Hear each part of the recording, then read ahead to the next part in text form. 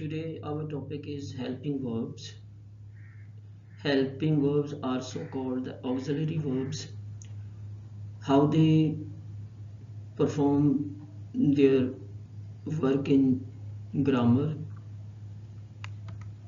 First form of verb takes do, does, did, will, shall, would, can, could, should, must, may, might, ought to, has to, have to, had to, is to, am to, are to, shall have to, will have to. We take first form of verb.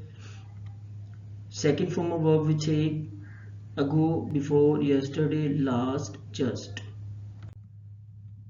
Third form of verb we take helping verb has, have, had, shall have, will have, could have, must have, already, and all passive voice helping verbs.